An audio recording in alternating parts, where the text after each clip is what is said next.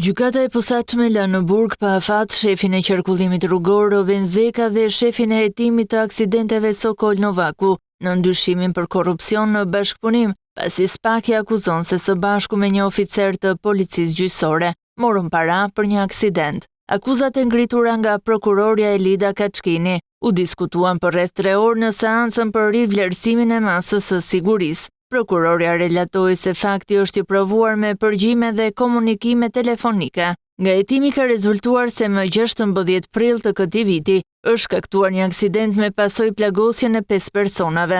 Veprimet për këtë ngjarje rrugore janë caktuar oficerit Edison Tabaku që rezulton të ketë pasur njohje me bashkëshortin e gruas që shkaktoi aksidentin. Për të mos e proceduar me arrest me burg, është kërkuar një shumë prej 2.000 eurosh, një gjë për të cilën i është dhënë oficerit. Por gjatë takimit po i njëjti oficer i ka kërkuar dhe një shumë prej 1.000 eurosh duke pretenduar se mos del keq me shefin. Nga hetimet ka rezultuar se Tabaku ka pasur komunikime për këtë rast dhe me shefin e qarkullimit Roven Zekën, si dhe shefin e aksidenteve Sokol Novakun. Këta dy të fundit ka mohuar të kenë lidhje me ngjarjen duke u shprehur se kanë respektuar vetëm procedurën. Mbi këtë pretendim, 2 drejtuesit e policisë rrugore të Tiranës kërkuan lirimin nga paraburgimi dhe rrëzimin e çështjes, por ishte prokuroria e Spak ajo që bindi gjykatën që t'i mbajë në burg pa afat, ndërsa hetimet për rastin e dyshuar të korrupsionit vijojnë.